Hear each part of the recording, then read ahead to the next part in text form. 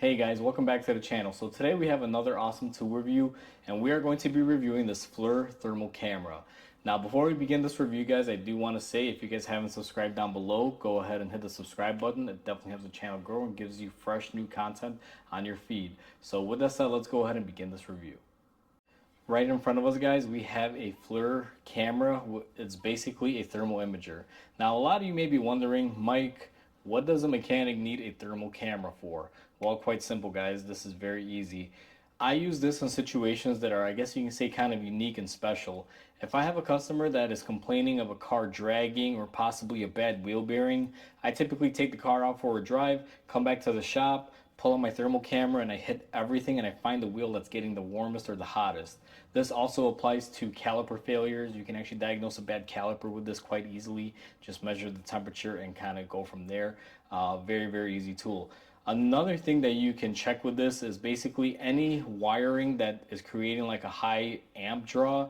You can use this to find it. It will glow because a wire that is chewing up a lot of amps or using amps will build up heat, and this will help you find it quite easily. So there's a lot of extensive uses for this, especially when it comes down to electrical and mechanical items. Now another thing that I use this for is catalytic converters. When I get a famous like oxygen sensor code or something of that nature, I'll normally check the health of the cat with this tool. I'll just make sure it operates correctly and that the inlet and outlet are accurate temperatures.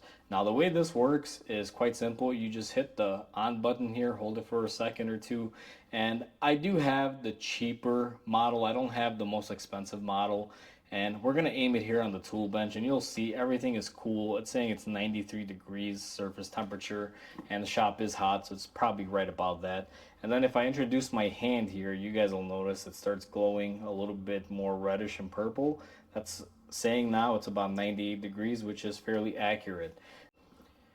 And that's how a thermal camera is very useful in a shop guys. Now I'm not going to say this is a must-have because you can easily just get a temperature probe and do the same thing, except you won't be able to see things like wiring or any of that nature, or any wires pulling higher amps. You won't be able to see that heat buildup. Because these, I'll be honest with you, even though I have the cheaper model, this is more of a base model, it still can be quite expensive. And Snap-on and all these big companies sell, more automotive tuned ones that are a little bit more farther reaching when it comes to wiring and things like that. They actually can scan a little bit better than this does, and they sell for thousands of dollars. So for me, this has always worked. This Flir TG165 has been very useful, and let's just say it's a very useful tool when I need it. It's not an everyday tool, but when the moment arises and I need it, it is very accurate, and I've always had a good experience with it.